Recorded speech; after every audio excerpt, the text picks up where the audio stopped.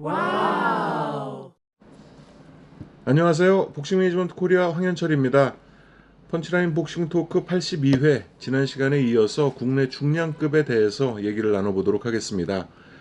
지난 시간에 강세철 선수, 주로 이제 그 60년대 초반부터 얘기를 시작해서 지금 70년대 유재두 선수까지 온 상황이고요. 임재근 선수의 얘기를 이번 그 2부를 시작으로 이어나가보도록 하겠습니다. 역시 지난 시간에 이어서 WBC 국제심판위원이신 복싱 매니지먼트 코리아 임준배 국제이사님 나오셨습니다. 네, 안녕하세요. 장원재 박사님도 함께 계시고요. 네, 안녕하십니까. 또 구혜윤 플로리님, 구본정님 함께 계십니다. 네, 안녕하세요. 자, 이어가 보겠습니다. 가나자와 히데오가 주니어 미들급 동양을 쭉 지배를 하다가 75년 3월에 임재근 선수가 이제 브레이크를 걸게 되죠. 그러면서 새로운 그 스타가 탄생하게 되는데, 임재근 선수에 대한 얘기는 임준배 위원님께 좀 들어보도록 하겠습니다. 임재근 선수는 아마추어에서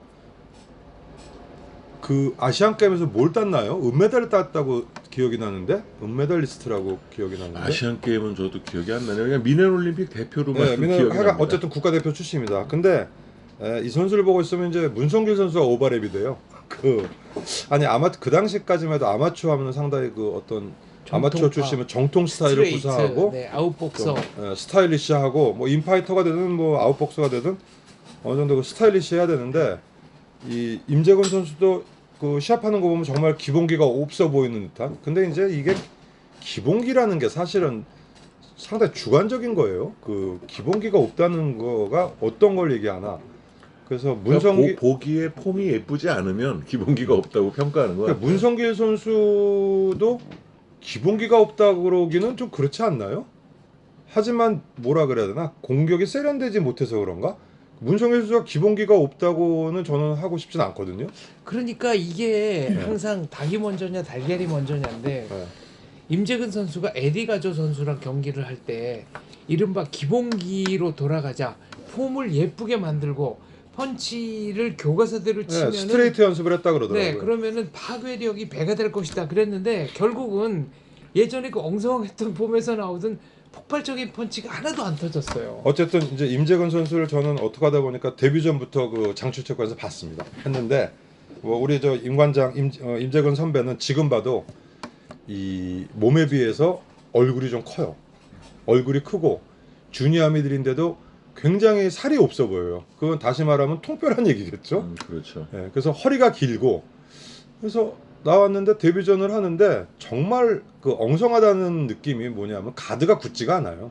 가드가 거의 오픈 가드로 와가지고 그냥 툭툭 치니까 그냥 넘어져 버리더라고요. 그래서 저는 뭐지 막 이런 기억이 나는데, 아무튼 데뷔 초에 그 데뷔 4전째 문영권이라는 선수에게 그 예기치 않은 판정패를 당한 거 하나 빼놓고는 뭐 국내 선수, 그리고 한 3전 이후에는 이제 일본 선수 뭐 와다나베라든지 이런 국제전을 하면서 타죽지세로 이제 KO 펀처로 이제 전적을 쌓아가죠. 하지만 그 조금 전에 얘기한 것처럼 그 가드 뭐 디펜스라든지 아니면 어떤 스킬은 굉장히 좀 엉성해 보이는, 하지만 대충 치는 주먹에도 그냥 상대는 넘어가는 좀 불가사의한 스타일의 그런 선수였죠. 그러니까 어떻게 보면은 씨름꾼의 이미지 같은 게 좀 있었거든요. 몸을 조금 웅크린 상태였고, 펀치가 나오는 각도도 저게 제대로 들어갈까 싶은데 아무튼 걸리면 넘어가는. 아니, 그러니까 툭툭 쳐요. 툭툭. 그러니까 약간 훅도 아니고 어퍼도 아니고, 그렇다고 아주 크게 휘두르는 것도 아닌데 툭 맞으면 그냥 툭 넘어가고. 그러니까 임재근 선수가 다운시키는 장면을 보면 추풍 낙엽 같아요. 네. 그냥 맞고 쓰러지는 사람들이 혼절하듯이 쓰러지니까. 추풍 낙엽처럼 이렇게 그냥 가버리니까. 동양 타이틀을 두 번째로 이제 딴 다음에 첫 방어전인가에서 일본 선수가 바닥을 정말 굴러요. 대굴대굴 굴러가지고 그게 쇼라는 얘기가 있을 정도였습니다. 어떻게 저렇게 다운된 선수가 막 아프다고 막 이렇게 몇 바퀴를 막 구르는지. 근데 또 아이러니컬한 거는 그 아까 얘기한 그 데뷔 4전째 문영권 선수라는 선수가 그 당시에 웰터급 우리나라 랭커였는데 승보다 패가 많던 선수예요. 그리고 나중에 또 동양 타이틀도 실수를 한번 이룰 때도 하구사 스도무도 거의 승패가 비슷한 선수. 그렇죠. 네, 그러니까 그 좀 지저분하고 좀 그 얕게 하는 복싱에는 또 굉장히 그 약한 면이 있어서 대처하는 방법이 그러니까 상대를 안 하려고 도망다니면서 그 더티하게 좀 하는 플레이에게도 굉장히 지지부진한 그런 경기 운영을 보였기 때문에 불가사의한 선수죠. 그러니까 아마추어 전적을 보고 저는 너무 놀랐어요. 그러니까 뭐 기록 자체가 정확하지는 않을 건데 예전에 발표한 기록이 24승 3패인데 21KO입니다. 아마추어가. 또 프로에서도 그 뭐 패 빼고는 동행 타이틀 방어전에서 판정승하기 전엔 전부 KO승이었잖아요. 아무튼 이 선수는 73년도에 데뷔해서 그런 데뷔초를 걸었는데 이제 그 당시에 우리는 그러니까 사실 임재근 선수가 주니어 미들이라고는 안 그랬어요. 미들 주니어 미들을 같이 했죠, 한국에서는. 네. 했는데 이제 그 당시에 이제 미들급을 유재도 선수가 이제 고비가 지날 때쯤에 나타났다기보다는 그 당시에 간판이 이제 강흥원 선수하고 박남용 선수가 있었죠. 그렇죠. 그래서 이제 강흥원과 박남용 선수 완전히 반대되는 스타일. 그 일전에도 언급했지만 강흥원 선수는 완전히 헤라크레스형.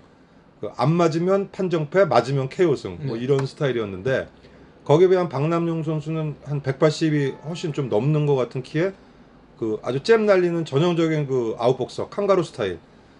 그 박남용 선수와 강흥원 선수가 그 당시에 이제 우리나라 국내 미드급을 놓고 5번을 싸워요. 서로 뭐 이기고 지고 해서 아마 제 기억으로는 박남용 선수가 한 번인가 더 이겼어요. 3승 2패 뭐 이럴 거예요 아마. 근데 이 두 선수를 다 이제 TO로 잡은 게 완전히 이제 임재근이죠. 싹쓸이 하는 게 이제 임재근 선수가 돼서 네. 국내 평정을 하고 강흥원 선수도 임재근 선수한테 2번인가 KO패 당했어요. KO. 둘 다 KO패 당했어요. 박남용 선수도 2번인가 예, 졌죠. 다 KO패. 근데 이제 강흥원 선수는 제가 기억이 안 나는데 아마 그 KO패 중에 하나는 눈부상일 거예요. 그 박남용 그 선수 마지막 라운드 눈부상 아닌가요? 10라운드 하여간 박남용 선수에게도 KO패가 맞아서 떨어진 게 아니고 눈부상이었거든요. 그러니까 그 강원 선수는 이렇게 외모를 보면 눈두덩이가 이렇게 굉장히 좀 이렇게 약간 이렇게 두터워서 잘 찢어지게 생겼는데 실제 시합에서도 그 부상 TKO가 많았고 70년대에는 부상 판정이라는 게 없었어요. 찢어지면 TKO. 예, 속행불능이면 그게 펀치든 버팅이든 그냥 TKO패가 됐었어요 그때는. 부상 채점이라는 게 없었기 때문에 강릉원 선수 패도 많지만 그 중에 꽤 많은 패가 그 눈부상에 의한 그런 패였을 거예요. 강흥원 선수는 또 이두박근의 헤라클레스 네. 같았어요. 예. 그래서 체중 감량이 상당히 불리했던 선수고 크루저급 4강전도 출전하지 않았나요? WBC에서 신설을 하면서 네. 그 시트를 이제 아시아에 하나 줘서 그 일리미네이션 바웃으로 이제 스즈키 도시아키라는 일본 선수하고 가서 하고 아마 그게 마지막 시합인가 그럴 거예요. 네, 그게 예. 아마 네. 은퇴 경기가 됐죠. 강흥원 선수의 이제 빛나는 업적이라는 건 이제 박종발 선수에게 그 1라운드 예. 역전 KO승. 그 박종발 선수의 첫 패배죠. 그렇죠. 예, 아주 센세이션하게 그 역전 KO 시키는 그게 이제 각인된 선수고 박남용 선수는 뭐 주먹은 없었지만 이제 그 아주 철저한 아웃복싱을 한 테크니션.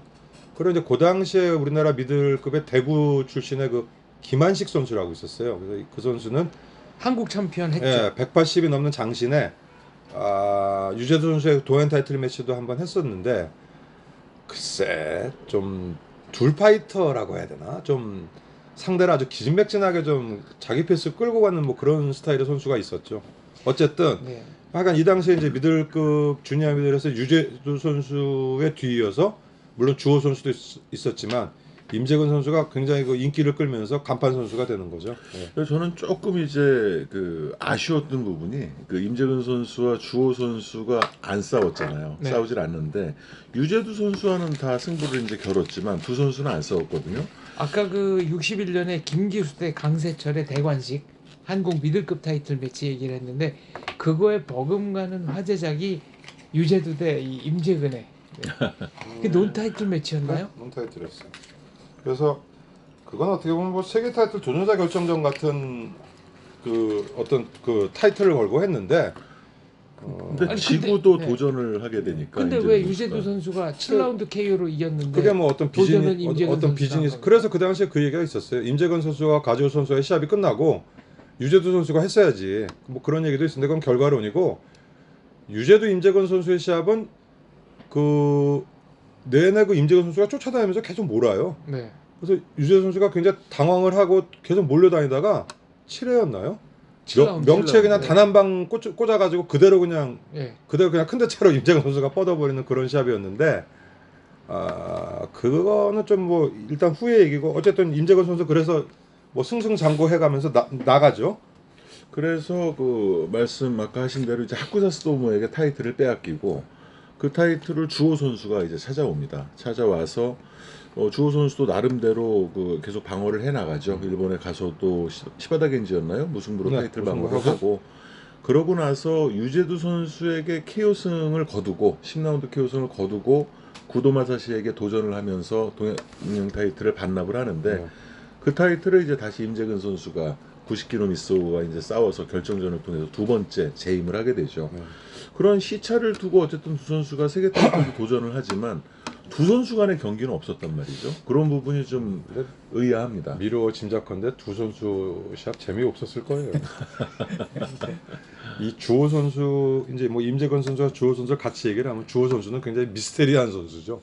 그래서 굉장히 이 선수도 역시 아마추어 캐리어가 꽤 있고 굉장히 어떤 샤프한 복싱을 하는데 일단 뭐 한국 타이틀 매치 시절에도 지방 시합에서 기차에서 중간에 없어졌던 적 한 번 있죠. 증발한 적이 있죠. 그런 적도 있고 좀 약간 트러블 메이커 이미지도 있고 그 유제두 선수를 이긴 거는 상당히 쇼킹을 했는데 그 이후에 이제 그 구도 마사시에게 지금 황 대표님 말씀대로 도전을 합니다. 그래서 구도 마사시는 그 에디카조 임재건 선수를 했던 에디카조를 2대0 판정이었던가요? 뭐 겨우겨우 이기고 1차 방어에서 주호 선수를 맞이하는데 이 시합도 아마 둘 파이트 우리나라의 그 어떤 돌파이트로 따지면 아마 5번째 안에 들걸요. 어떤 거를 꼽으십니까? 그 다섯 싸움만 하다 끝나는 거. 개. 심판만 째려보다 끝났다 그 이런 얘기도 있었죠. 주호 선수가 나름 그 굉장히 미남형의 눈매가 날카로워요. 네. 근데 정말로 눈싸움 그러니까 세려보다가 끝나는 시합.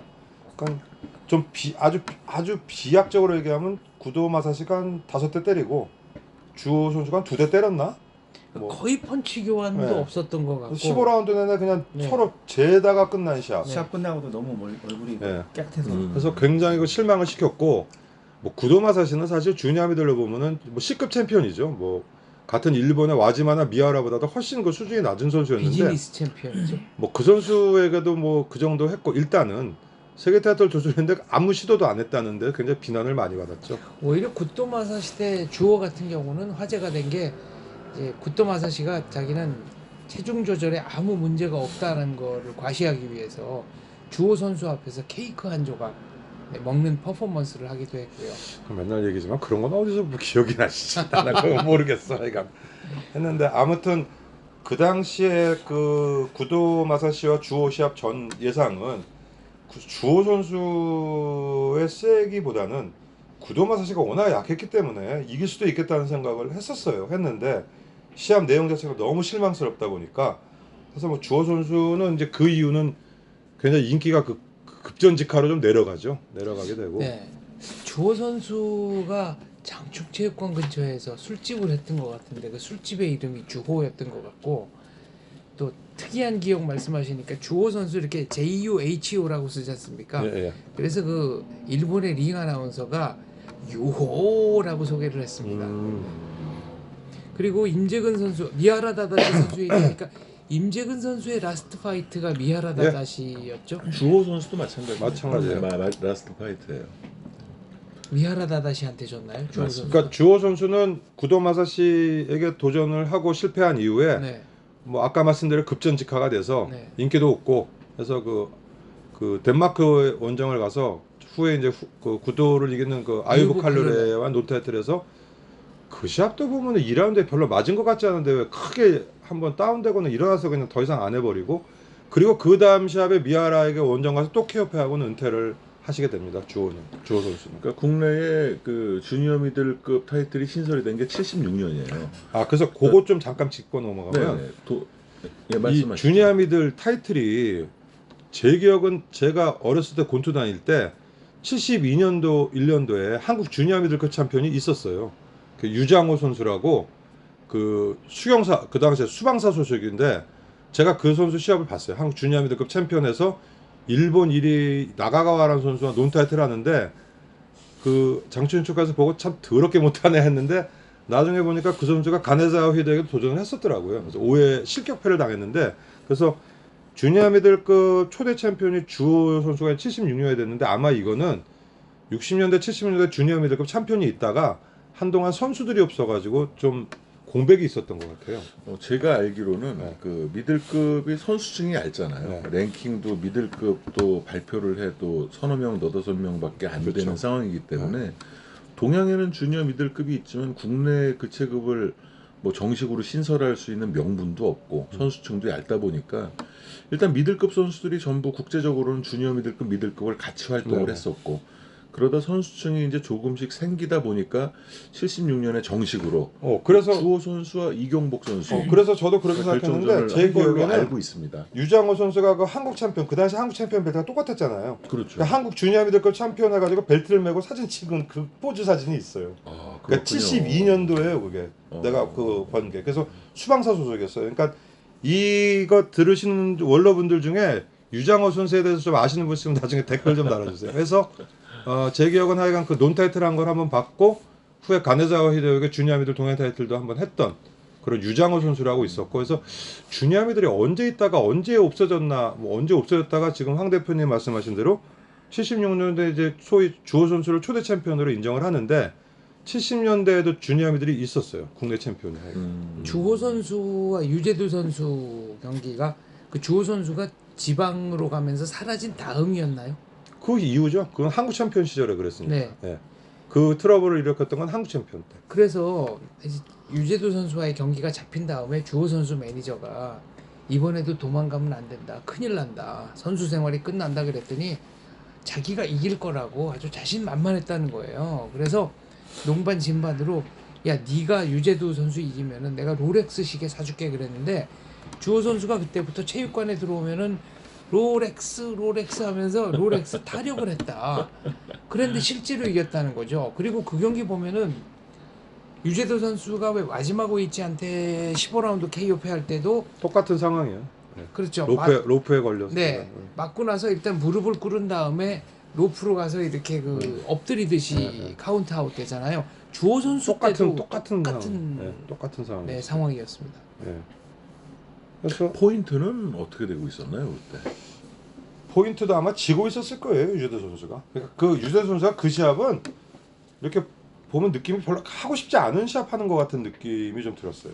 한 석점 정도 지고 있지 약간 않았을까요? 뭐 점수 석점이나 차이는 넉점. 나 모르겠는데 전체적으로 열세였어요. 시합 자체가 좀 몰리는 거니까 아까도 얘기했지만 유재두 선수도 정말 대단한 파이터지만 기복이 굉장히 그날 따라서 심하기 때문에 아까 얘기한 거 뭐 중복되지만 동양 타이틀 매치도 정말 그 그리는 시합은 정말 저 유재두가 맞나 하는 정도로 그렇게 막 그 소위 헤매는 시합도 있었기 때문에 근데 주호 선수와의 시합은 뭐 그 유재두 선수의 시합 중에 아주 악전 중에 하나였죠. 그것도. 축구 같은 경우도 보면은 실력과 관계없이 오늘 말렸다 이런 경기가 있지 않습니까? 근데 딱 유재두 대 주호 경기가 유재두 선수 입장에서 보면 말린 경기죠. 그러니까 그거를 비교를 하면 임재건 선수에겐 계속 몰리면서도 네. 뭔가 자신이 있어 보였어요. 유재두 선수가. 역전에 네. 가는 그러니까 뭔가 봤는데 그러니까 거기에 비하면 주호 선수의 시합은 굉장히 무기력하게 좀 밀렸고 임재건 선수에게는 뭐 어라 이것 봐라 하는 약간 그런 느낌이지만 자신이 있어 보였고 결국은 뭐 한 방에 끝냈는데 그 시합 장충체육관에서 하는데 관중 꽤 많이 들어왔어요. 그것도 굉장히 많이 들어왔어요. 가서 봤는데 유재두 대 주호. 아니 유재두 대 임재근. 임재근. 내가 고등학교 1학년 때였는데 우리 반에 2명 꼬셔가지고 가서 봤는데 그 시합 관중 많이 들어왔어요. 그게 네, 77년이었죠. 77년도. 고등학교 1학년 때 나. 아 저는 TV 생중계로 지켜봤습니다. 그래서 하여간 굉장히 인기 그 당시에 소위 말하는 장안의 화제가 된 시합이었어요. 그 시합. 그 경기가 나중에 박종펄 대 나경민 2연전과 비슷한 분위기였습니다. 근데 이제 우리 세대에는 박종팔 나경민 선수가 물론 그 업적이나 보면은 주호 임재건 유재두보다 훨씬 더 훌륭할 수도 있겠지만 그 감흥은 임재근 주호 유재두 선수 시합이 훨씬 더 신나더라고. 근데 올드 팬들이 뽑는 그 경기장 분위기라든가 이 감흥에 대해서는 단연 탑은 김성준 정상일전이에요. 그거는 그때 거의 이연전. 그때 그거는 거의 느낌이- 광란이에요, 광란. 그러니까요. 광란에 들으면 어떻게 표현을 못 하시더라고요. 아그락을 진짜 막 그 두 편으로 나눠져가지고 아그락을 쓰는데 거의 광란 같았어요. 그거는. 그게 1차전 같은 경우에는 1회전에서 김성준 선수가 정상일 선수를 2번인가 다운시키잖아요. 두 번인가?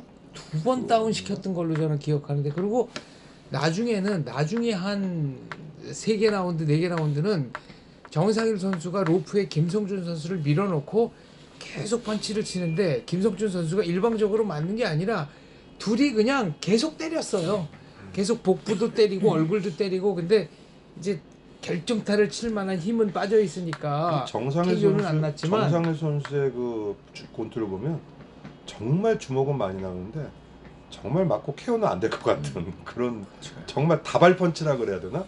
그런 선수였기 때문에 어떻게 보면 더 편하게 그 난타전을 볼 수 있었는데, 그 뭐 이 번의 얘기지만 정상일 선수도 좀 그 불가사의하죠, 선수 그 자체가. 그러니까 하는 걸로 봐서는 도저히 뭐 동양커녕 뭐 한국 챔피언도 되게 힘들 것 같은데, 정말 앤드리스로 주먹이 나와요. 그 위력은 없지만 끝까지 주먹이 나오는 그런 스타일이었는데, 뭐 김성준 선수가 아주 테크닉이 좋아 선수였으면 그런 명승부가 안 될 수 있을 거예요. 맞을 거 맞고 때릴 거 때리고 하면 그러니까 했는데, 그 정상일 김성준 선수의 시합은 정말 관중들 분위기 살벌했죠. 그래서 그때 펀치라인에 그 김초로 화백이 만화를 그리셨나? 근데 그 김성준 정상일전 묘사를 한 다음에 이게 권투라는 거다라고 밑에 캡션을 달았습니다. 근데 이게 걱정되는 게 정상일 김성준 시합 자료 없죠 지금. 없어요.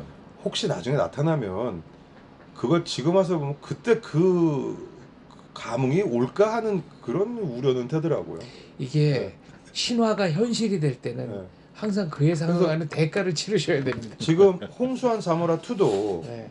옛날에 제가 직관을 하고 그날도 경기장 분위기 장난 아니었는데, 그 시합을 지금 와서 객관적으로 앉아서 만약 다시 볼 수 있는 기회가 있으면 그때 그 흥분도는 아마 안 될 것 같아요. 그거는. 그래서 그거는 뭐랄까, 그 드라마를 봐도 무지하게 재밌는 드라마가 있잖아요. 근데 연속해서 봐야 재밌지 뜬금없이 어디 하나를 보면 아무 재미가 없는 뭐 그런 거하고 비슷하다는 그러니까 느낌이랄까. 우리 제 둘째 딸이 2003년도에 태어났어요. 그러니까 2002 월드컵이 지나서 태어났는데 월드컵 때 정말 광란의 분위기였잖아요. 그러니까 요즘에도 이제 월드컵 축구를 가끔 이렇게 해주게 되는데 걔네들 세대는 몰라요. 그때 저 축구를 보면서 저게 뭐 저렇게 인기가 있었어 하는 그런 정도거든요. 네, 그러니까. 물론 비교가 적합하지는 않겠지만은 시대가 지나고 나서 그걸 그 객관적인 그 시선으로 바라봤을 때는 그 당시의 분위기를 전혀 그 동질화 될 수는 없을 것 같아요. 그러니까 알리 프레이저의 그 3차전 마닐라 시합도 그 당시에 볼 때는 마닐라 대단했거든요. 스릴러. 네. 대단했는데 언젠가 한번 지금 보니까 아 난타전은 난타전이다 하지만 그 당시에 감흥은 안 오더라고. 그렇죠. 네, 그래서 그런 그러니까 옛날 거를 다시 지금 와서 볼 기회가 생기면은 뭐 그런 기분이 들지 않. 그래서 그 연인도 헤어지고 다음에 만나지 말라 그러나 봐. 무라카미 하루키가 이제 수필에 썼는데, 비틀즈가 좋다. 지금 들어도 좋다. 그런데 아무리 해도 복원이 안 되는 게 있다. 비틀즈 노래가 처음 나왔을 때, 야 이렇게 신선하고 이렇게 새로운 게 그렇죠. 있다니, 그 당대의 감각만큼은 어떤 경우든지 재현이 안 된다는 거예요. 그거는 마찬가지일 거예요. 뭐든지. 네. 네. 근데 스포츠의 경우에는 그 당시에 어떤 사회적인 분위기, 또 홍수환 대 자모라전은 거의 무슨 종교적인 이게 제사를 드리는 것 같은 진지함이 있었거든요. 그날 그 시합장 분위기는 약간 그 신들린 분위기 같은 분위기. 네, 약간 신흥 네. 종교의 컬트 약간 분위기가 그 있었어요. 다른 때하고는 또 다른 분위기가 있어서 그 좀 하여간 그 이상한 분위기였어요 그날에. 네. 했기 때문에 글쎄 그게 뭐 체육뿐만 아니라 문화예술계를 다 떠나도 그 당시의 감흥은 후에는 그걸 100% 다시 느낀다는 건 좀 쉽지 않을 것 같더라고요. 그 서태지 같은 경우도 정말로 신선하고 좋고 파격적이었는데, 그 파격적인 감정을 느낄 방법이 없는 거죠. 이제는 누구나 다 아는 거기 때문에 그런 게 스포츠에서도 똑같이 적용이 된다고 그렇죠. 봅니다. 지금 펠레가 딱 그 정도로 나왔으면 과연 그런 사람이 됐을. 그러니까 이게 내가 복싱도 가상 대결을 해가지고 70년대 선수하고 지금 선수하고 붙이는 것 자체가 나는 말이 안 된다고 생각을 한다고. 이게 축구가 그러니까 70년대 그 선수가 그 당시엔 슈퍼스타였지만 그 실력으로 지금 나오면 아무것도 아닐 수가 있지만 그 당시에는 슈퍼스타였거든. 근데 그거를 같은 전력으로 붙인다는 것 자체가 나는 그거 좀 어불성설인 것 같더라고요. 항상 보면 그 축구 같은 경우에는 어떤 게 있냐면은 50년대에는 축구화가 한 켤레에 1kg이 넘었다 그러거든요. 그리고 공도 완벽한 원형이 아니었고 가죽이 딱딱하고 무거워서 차도 그렇게 멀리 나가는 게 아니고, 그러니까 이거를 동일선상에서 비교를 할 수가 없는 겁니다. 복싱은 선수들의 어떤 영양 상태라든가 과학적인 트레이닝 방법이라든가 수많은 그 기술 발전이 있었잖아요. 또 당일날 개최를 하느냐, 요즘처럼 하루 전에 하느냐, 이거는 거의 무슨 넘을 수 없는 강과 같아서 그거를 동일 비교한다는 거는 옛날 선수한테 일방적으로 불리한 거죠. 그러니까 예를 들어 몬손과 골로프키니함은 에이 몬존같이 단순한 골로프킨이나 헤글러가 이긴다 이렇게 얘기를 하지만 그거를 비교할 수 있는 게 그게 직접 비교를 한다는 게 70년대는 그게 최고였거든. 그렇기 때문에 그 시대를 그 뭐 20, 30년 넘은 상태로 그 하는 거는 그냥 재미로우면 모를까? 난 그 가상 대결을 별로 이렇게 좋아하는 스타일은 아니거든요. 뭐 기술적인 것도 그렇고 네. 분위기라는 것도 시간이 지나고 나면 그야말로 다 썩은 생선 같다고. 오늘이 지금 10월 30일이죠. 10월 30일인데 오늘 야구가 마지막 날이었어요. 그래서 그 1위부터 6위까지의 순위가 오늘 144경기 그 마지막 날 다 결정이 됐는데 뭐 아마 삼성, KT, 키움, LG 뭐 이런 팬들은 오늘 정말 어제 오늘 숨 죽이고 야구를 보셨을 것 같아요. 저 역시 그랬었고. 그랬는데 오늘 정말 그 어제 오늘 미칠 듯이 몰입해서 그 딴 팀 경기까지 보면서 봤던 그 분위기를 한 뭐 내년에 후년에 다시 본다고 그러면 그냥 경기 중에 하나일 뿐이거든요. 그렇죠. 지금의 그 느낌은 느낄 수가 없다는 얘기죠. 같은 것 같습니다. 그게 어떻게 보면 스포츠의 매력일 수도 있어요. 그렇죠. 그 현장감이라든지 그 당시의 그 상황을 갖다가 그 당시에 열광한다는 게 뭐 주제가 잠깐 센 것 같아서 무슨 얘기하다 이렇게 조금 더 세보겠는데 지금 임재근 선수랑 주호 선수 얘기가 나오다 보니까 그 국내 세계 타이틀 매치 중에서 가장 지지부진했던 시합들이었잖아요. 네네. 아까 장 박사님께서 그러면 한 5경기 정도를 꼽아보면 어떻겠냐라고 말씀하셨는데 네. 우리 그 구본정님께서는 그 세계 타이틀 매치 중에서 정말 지루하고 지지부진했던 시합들을 어떤 시합들을 한번 꼽아보시겠습니까? 좀 전에 말씀하셨던 그 임재근 선수하고 에디가조 그 추운 날 했던 시합, 예, 문 다 열고 예. 예, 그 시합이랑 가 있었어요. 예, 거기.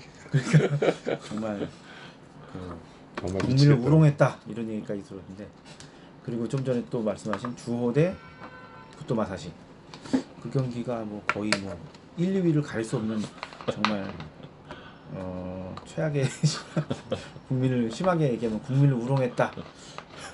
뭐 그 정도 얘기 듣는. 이게 제가 그러니까 저 황 대표님 질문이 진짜 허망하고 민망했던 시합은 많죠. 뭐 브릴랜드 이승순, 뭐 김상현 만비, 안경덕. 김상현 저 프라이어, 안경덕 차베스, 뭐 임정근 곤제 그런 거 말고 근데 그런 분위기 말고 정말 예. 그때까지 가면서 짜증 냈던 거는 뭐 지금 그 구본정 씨 얘기한 거 하고 저는 그 올리버 저 누굽니까? 최문진. 최문진. 그 시합도 정말 조이 미치겠더라고. 올리브 대 최문진. 네. 그 시합도 서로 하는 거 없이 정말 미치겠더라고 보는 거. 저는 박찬목 선수와 누구죠? 에스파라고사요? 에스파라고사. 나는 그거는 나름 재밌게 봤는데 그래도 저도 그 당시에는 좀 심하다라고 생각을 했어요. 그래서 다시 보니까 좀 다르더라고요. 근데 다시 보니까. 그러니까 다시 봐야 되겠네요. 네, 다시 한번 보십시오. 근데 이게 최문진 선수 올리버 시합은 최문진도 하는 게 없지만 올리버도 하는 게 없으니까 더 미치겠더라고. 그때 김현치 관장이 링사이드에서 막 화를 버럭버럭 내는 게 사진으로도 찍혔는데 나중에 경기 끝나고 저렇게 겁 많은 선수를 내가 키웠다는 게 창피하다라고 아주 대놓고 말했을 정도로 최문진 선수가 그날은 부진했습니다. 근데 뭐 그걸 이렇게 보면 올리버가 그만큼 까다로운 선수예요. 그 유명훈 선수도 결국은 자기 마음대로 못 들어가는 게 최문진 선수도 뭐 어떻게 하려고 해도 안 되더라고요. 틈이 안 보이니까 안 못 보여, 들어간 뭐 거겠죠. 하는데 그러니까 제가 지금 얘기하는 거는 우리나라 선수도 졸전을 했지만 그 상대도 똑같이 한 놈들 얘기를 하는 거예요. 그러니까 에디 카조라든지 조이 올리버라든지 구토 마사시라든지 걔네들도 별로 한 게 없거든. 그러니까 보는 내내 아주 질이 멸멸했던 시합들. 김성준 대 시오니 카르포는 어떻습니까? 그것도 뭐 그렇게 뭐 좋지는 않았는데 그 당시 김성준 선수가 워낙 인기가 있고 김성준 선수 시합은 그래도 언제 한 방 터지지 않을까 하는 약간의 기대라도 있는데 뭐 주호 선수 아까 얘기한 시합은 정말 그런 기대도 없이 뭐 그러고 봐서 뭐 있을까요 또? 뭐 구원정님은 또 어떤 경기가 기억에 나십니까? 기대는 많았는데 아주 실망스러웠던 경기 허준대 허준대 사라고사. 다니엘 공감이 네. 확 갑니다. 다니엘 사라고사. 시합 전에는 다 이긴 줄 알았는 시합에 중반전 KO승까지 예상했는데 또 사라고사가 또 이리저리 피해 다니고 막 그냥 그때 기억나는 게 그 KBS에서 중계할 때 헬기까지 띄웠어요. 경기장 분위기 취재한다고.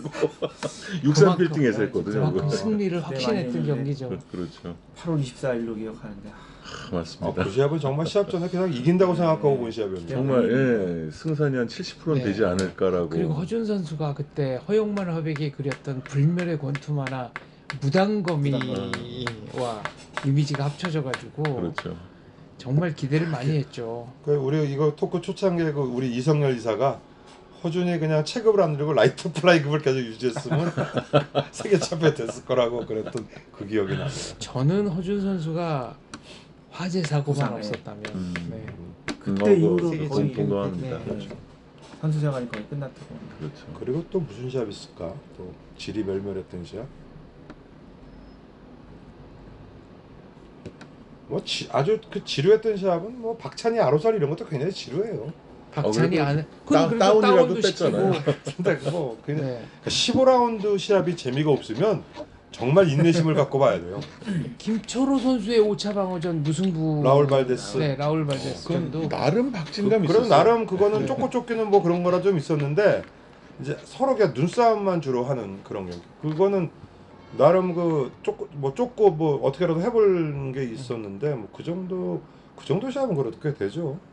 해가지고 주호 임재근 두 분의 업적에는 안될것 같습니다. 주호 인재근의 그 세계 업적이네요. 타이틀은 아마 별로 따라갈 시합이 지금쯤 후회하고 계시지 네. 않을까. 김치복 사파타 시합도 좀 답답했는데 그거는 사파타가 잘한 그거는 나중에 거니까요. 사파타가 신나게 치는 맛이라도 있으니까 네. 그거라도 보고 앉아 있으니까 뭐 그랬고 그 양쪽 다 부진했던 거는 뭐 일방적으로 맞은 거야 김사왕 대 페드로사. 일방적으로 맞은 건 많죠. 일방적으로 때린 것도 많고. 그리고 아까 말씀드린 대로 정말 손 한 번 못 써봐서 민망한 경기도 많고. 그러니까 뭐 박정호 그 콰티도 정말 제대로 한 대 때려보지도 못하고 졌고 뭐 김상현 선수도 마찬가지고. 참 안타까운 건 전 최재원 선수 경기도 이상하게 정말 네, 힘 못 그렇죠. 쓰고 져버렸고요. 그리고 뭐 이상호 선수. 잘 뭐 우리나라에 뭐 중계도 하는 사람 뭐지만 임정근 선수 그 누굽니까? 곤잘레스. 움베르토 곤잘레스하고 곤잘레스. 그 누구야 저 리카르도 로페즈 누구야 저 누구지? 박명섭. 박명섭 이런 시합 보면 정말 간단해요. 정말 손 한번 못 써보고 유승호 카스티오. 유승호 카스티오도 그렇고 그런 시합은 꽤 되는데 차라리 그렇게 빨리 끝나든지 그냥 이것도 아니고 저것도 아니고 가는 시합들이 이제 그러네요. 임재근 주호 선수 거를 못 따라가네. 최근 걸로 하자면 김지훈과 미겔 바스케스 그 경기도 물론 바스케스가 잘하긴 했지만 너무 답답했어요. 김지훈의 볼케노가 왜 안 터지나. 그러니까 바스케스의 모든 시합이 다 그렇더라고. 맞아요. 스타일 자체가 다 그런 그래. 시합이다. 모든 방어전이 다 그렇더라고. 바스케스 시합은. 최근까지도 시합을 하더라고요. 바스케스. 그렇죠. 네. 하고 있는데 그런 선수 걸리면 정말 재미없는 거죠. 이제. 그리고 또 뭐가 있나? 자 이제 뭐 또 돌아봤으니까 돌아가죠, 다시 또. 이제 네. 저희 본론으로 한번 들어가 보겠습니다. 지금 임재근 선수와 주호 선수의 이제 어떤 그 뭐 세계 도전 또 그 당시 얘기 이런 쪽으로 이제 얘기를 쭉 나누고 있었는데요. 주호 선수가 세계 도전에 실패하고 또 그 사이에 이제 임재근 선수가 동양 챔피언이 됐다가 나중에 세계 챔피언이 되는 일본의 미하라 다다시에게 79년도에 5회 KO패를 하면서 타이틀을 뺏기죠.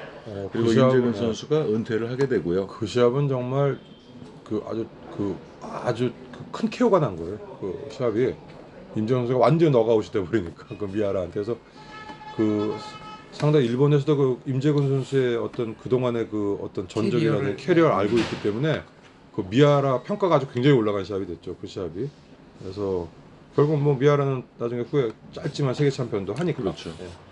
그리고 이제 2차 방어전에 주호 선수가 또 전 챔피언 자격으로 도전을 하지만 3회 KO로 무릎을 꿇으면서 또 주호 선수도 은퇴를 합니다.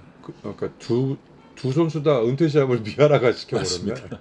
근데 희한하게 두 선수가 몇 번 얘기를 하는데 주호 그 선수와 사이에 임재근 경기는 선수가 붙었다면 어떤 그림이 나왔을지 그것도 좀 궁금하긴 해요. 제 그냥 생각에 좋은 그림은 안 나왔을 것 같은데. 그렇게 이제 미야라 다다시가 주니어 미들급을 지배를 하다가 81년도죠. 그때 WBA 미야라 다다시가 2위인가 그랬었고 1위가 북미 챔피언이었던 로키 프라터. 네, 두 선수가 결정전을 가지면서 미국에서 타이틀이- 했죠? 그것도. 네. 네. 공석이 됩니다. 공석이 되고 판정으로 이겼죠. 예, 15라운드 여러 번 다운시키고. 다운 여러 네, 번. 로키 프라토도 전승의 선수였는데 로컬이에요? 저희가 아는 그런 그 미국 로컬이에요, 복서라기보다는 그거. 지금 임준비 의원님 말씀하신 로컬 복서 네. 수준이었기 때문에 그 얻어 고자- 걸린 부분이 그러니까 컸어요. 그 시합을 했던 그 워체스터인가요? 그 그렇죠. 시합의 그 고향의 히어로. 음, 그 고향의 히어로라 WB에서 랭킹 만들어줘 가지고 했는데 뭐 동양인이라 이길이라고 생각하고 불러왔는데 그쪽 입장에서 봉변 당한 거고. 그렇죠. 예. 그래서 그 시합은 뭐 쉽게 이겼어요 미아라가 미국에서 했지. 그러니까 일본에서는 바로 그 전해 우에하라 스스네가 세라노를 KO 시키면서 타이틀을 따고 그것도 역전 바로 다음 업셋 해 KO 승이었죠. 그렇죠. 또 미아라까지 미국에서 타이틀을 따다 보니까 좀 많이 고무가 되긴 했었죠. 그러면서 이제 공석이 된 타이틀을 놓고 드디어 이제 백인철 선수가 등장을 합니다. 81년 12월 27일이었는데 그 이상호 선수와의 경기였죠. 그 경기 기억나시죠? 네, 그건 기억. 이제 이 백인철 박정팔 시대로 넘으면 이제 9번 정수가 다 해야 될 것 같아요. 그 시합은 확실히 기억나고 그 이제 당시에 14연속 KO, 맞습니다. 14연속 KO도 이제 백인철 챔프가 아주 머리숱도 그냥 많았고 당시에 잘생겼어요. 사실 그분이 잘생긴 미남이신데 이렇게 권재우 트레이너님하고 같이 나와서 이제 타이틀 매치 이제 대원체육관에 독사 이상호 선수 아주 눈빛이 아주 그분도 지금 생각하니까 되게 잘생겼던 것 같아요. 남자답게 예, 예. 생기셨죠. 브렛나루도 맞아요. 있었고요. 나름 펀치력도 좀 있었고 왼손잡이신데 비틀비틀 10라운드라는 별명이 있었고 이상호 선수. 하여튼 초반에 거의 끝난 시합 아닌가 싶은데도 끝까지 그냥 그래서 마지막 12라운드에 레프리 스톱 벌리기 전까지 판정으로 끝나는 거 아닌가 연속 KO가 드디어 끝나는구나 라고 생각했는데 피를 그렇게 많이 흘리면서 끝까지 하시겠다고 막 했는데 결국은 그냥 스톱을 시키는 게 맞았죠. 그 전에 스톱 시켰어야 되는데 근데 그 시합을 이제 링사이드에서 보러 왔던 미야라 다다시가 그냥 도전장을 던졌으나 이제 사양한. 그렇죠. 조금만 좀 이렇게 약한 척했으면 바로 일본 가서 챔피언 됐을 것 같은데. 그래서 미아라는 그리고 이제 미국의 아주 풋내기라고 불러온 예. 데이비 무한테 아주 봉변을 예. 당하고 바로 타이틀 1차에서 뺏기니까. 바로. 예. 맞습니다. 그 굉장히 기간이 짧았을 텐데 챔피언 제휴 기간이. 그러니까 11월 7일에 챔피언이 되고 2월 6일인가 10일인가 그랬어요. 거의 뭐 한 3개월 3개월 정도. 봉변을 당하죠. 아주. 로얄 구바야시의 기록을 깨지는 못했는데 데이빈 무어한테 몇 라운드 기회? 6라운드. 6라운드 KO.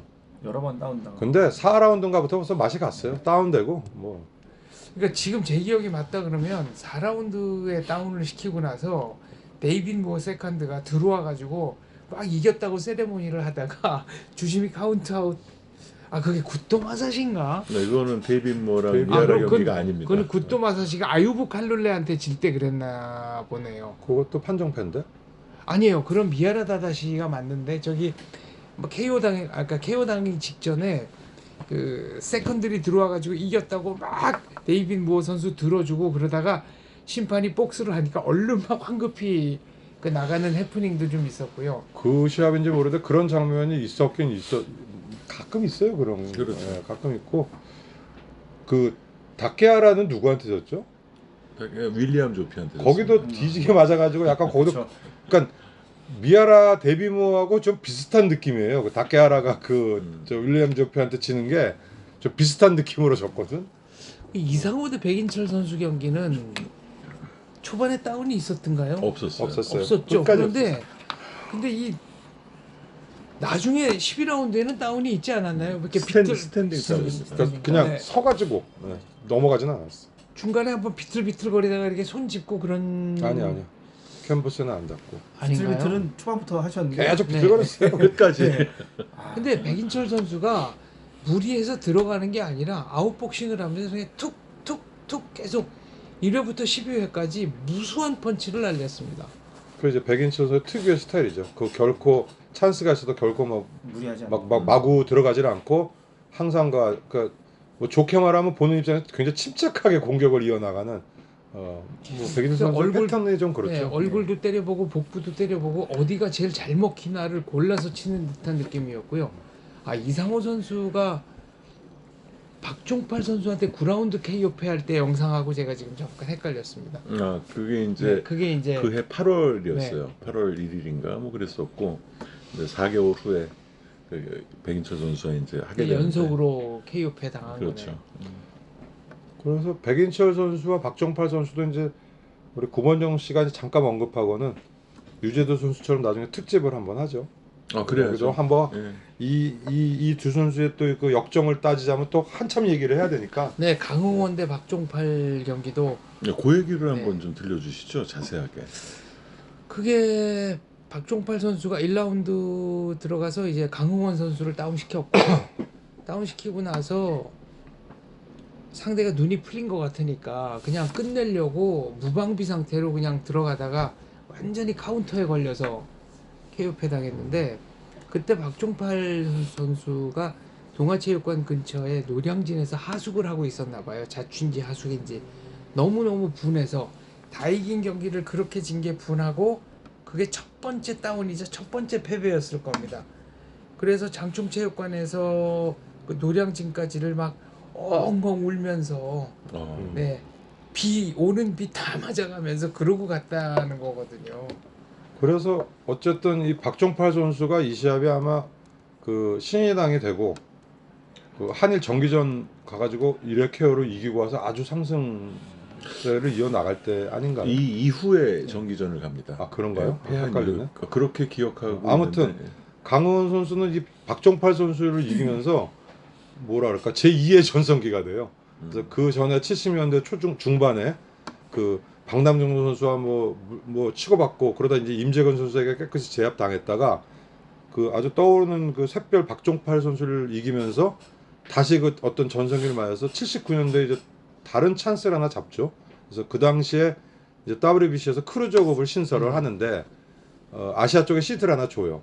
그래서 일본과 그 한국에서 대표 선수끼리 붙어서 그 4강전에 진출을 하나 하는 그 시드를 줘서 일본에 가서 그 스스키 도시아키라고 코스염나고 좀 약간 호뇨라 같이 생긴 미남이 있어요. 그 이수왕 선수와 타이틀 매치 때 국내에도 왔었죠. 유재두 선수와도 했던 걸로 제가 기억을 하는데, 그래서 이 선수가 하는데 이 선수에게 이제 처참하게 이제 4회 TKO 패를 당하고, 이 스스키 도시아키 선수는 그래서 결국은 이제 크루저급 4강전에 나가기로 하고 몸 풀려고 김정식 선수라고 이제 우리나라 선수를 불렀는데 소위 작살이 나죠 거기서. 그래서 일본에서 이 스스키는 세계 타이틀은 무리다. 그래서 세계 타이틀 그 출전을 포기를 합니다.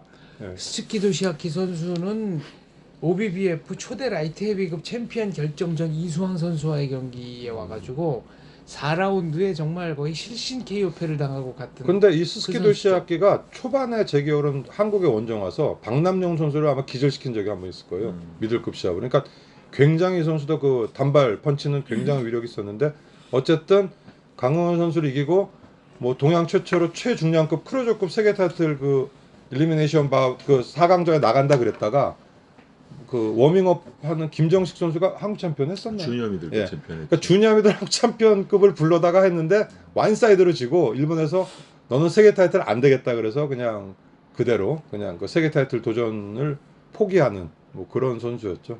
그래서 강흥원 선수는 이 스즈키 도시아키와의 선수와의 시합을 끝으로 아마 은퇴를 했던가 뭐 거의 이제 선수 생활을 끝내는 거죠 여기서. 이수왕 선수와의 경기가 은퇴 경기 아니에요? 강흥원 선수. 강흥원 입장에서. 선수. 예. 강흥원 선수의 또 출세작 중에 하나는 유재두 선수의 은퇴 경기 2대1 판정으로 갈린 그 도양 태평양 미들급 타이틀 매치죠. 78년도죠. 예, 그것도 네. 78년도구나. 그때 강흥원 선수가 예상을 뒤엎고 굉장히 선전했습니다. 누가 이겼다고 해도 이상하지 않을 정도의 그래서 접전으로. 그게 기억합니다. 지금 제가 말씀드린 거 연결된 게 78년도에 박종팔 선수를 이기고 유재두 선수와 선전을 하고 네. 그래서 79년도에 그 WBC 크루저급 거기 이제 신설된 데 나갔다가 스스키 도시아키에게 이제 지면서 접히는 거죠 이제. 이건 상상이지만 말년의 유재두와 초년병 시절의 박종팔이 경기를 했다면 어땠을까요? 저는 그런 거 잘 안 합니다. 가상대. 아니 그 얘기를 아마 지난번에 저희 저 영상으로 네. 할 때도 한번 그때 얘기를 꺼내셨었던 나왔었- 네. 것 같은데 박종팔 그때는 분위기 자체가 아마 두 선수를 엮어서 하는 분위기는 전혀 아니었어요. 급이 달랐죠. 그러니까 레벨이 예, 달랐던 그러니까 유재두 선수는 경우니까. 이제 그 은퇴하는 네. 그 레전드로서의 어떤 그 대접, 또 박종팔 선수는 떠오르는 신예였기 때문에 또 박종팔 선수와 캐시어스 나이토의 그 타이틀 매치를 유재두 선수가 이제 첫 프로모션. 프로모팅을 네. 하게 되기 때문에 아, 그런 그건 잊을 관계는 수 없는 아니었죠. 박종팔의 출세작입니다. 맞습니다. 과당 소리 나는 거. 네, 그러니까 거의 그 캐시어스 나이토 선수가 한 270도 회전하면서 넘어가는 듯한 크로스 카운터에 제대로 걸린 펀치였죠. 캐시우스 나이토는 요 최근에도 뭐 한 2년 코로나로 못 나갔지만 일본에 제가 뭐 시합 가면은 지금 짐을 운영하고 아들이 도양 챔피언인가요 아직도 했기 때문에 뭐 현장에 자주 나타납니다. 했는데 뭐 옛날하고 별로 변한 것도 없더라고요. 뭐 체형도 그냥 그렇고 좀 말랐어요. 더 마른 거. 그리고 머리가 예전에는 그 진짜 그 동그란 그 그거는 머리였었는데 뭐 유행 따라가는 거니까 그렇죠. 예, 다시 지금은 하는데 굉장히 단정한 그 얼굴 머리예요. 자체는 그냥 그때나 지금이나 뭐 그렇게 적어된 것 같고 그래서 일본에서는 상당히 그 초반에 그 아주 테크니션으로 센세이션하게 유재두 때문에 망친 거죠 결국은. 그래서 유재두 선수 때문에 선수 생명이 망쳤다고 할 수가 있고 그 캐시우스 나이토는 이제 유재두 선수와 여러 번 싸웁니다. 여러 번 싸우고 네 번을 네. 하죠. 그러고는 뭐 마지막에 KO되고 하면서 이제 선수 생활 접었다가 다시 재기해서 연속 KO 승하고 다시 마주친 게 이제 박종팔 선수니까 뭐 한국 선수가 악연이죠 자기한테는. 네. 그래도 캐시어스 나이토는 복서 생활하면서 또 일본인 부인이랑 결혼해서 정말 일본인들에게 사랑을 많이 받은 선수예요. 지금도 사랑받고 있고. 그뭐 선수들은 굉장히 특이한 캐릭터. 그렇죠. 예. 해가지고 뭐 그리고 그 인성이 굉장히 젊잖아요. 네. 예, 굉장히 점잖고 그렇기 때문에 지금도 뭐 짐 운영하고 아까 말씀드린 아들은 동양 챔피언. 근데 뭐 아들도 그렇게 큰 그릇은 못 되겠던데. 리키 나이토가 이제 동해 타이틀 광어전을 재작년에 국내 전규범 선수와 하기 위해서 올 때 아버지가 같이 왔었죠. 그리고 저희가 복싱엠 한일 정기 교류전을 할 때 일본에 갔을 때는 그 둘째 아들 미라이 나이토가 이도진 선수와 또 싸우기도 했었어요. 어쨌든 저희랑은 자주 마주칩니다. 그래서 한국 선수는 굉장히 인연이 깊었던 그 캐시어스 나이토가 있었네요. 자, 이렇게 벌써 시간이 또 50분 다 돼 가는데 오늘은 임재근 선수부터 그 박종팔, 백인철 선수의 출연까지를 얘기를 한번 나눠봤습니다. 다음 시간에는 이어서 이제 80년대로 들어왔네요. 80년대 이후에 그 주니어 미들급 국내 중량급 상황에 대해서 더 얘기를 나눠보도록 하겠습니다. 오늘 마무리는 오랜만에 자리에 참석해주신 구본정님께 부탁드리겠습니다. 네, 이제 뭐 코로나도 거의 이제 끝나가고 있는데 이제 다음 달에 12월 달에 이제 좋은 시합 일관중으로 있으니까 복싱 팬들 많이 모였으면 좋겠습니다. 감사합니다. 감사합니다. 감사합니다.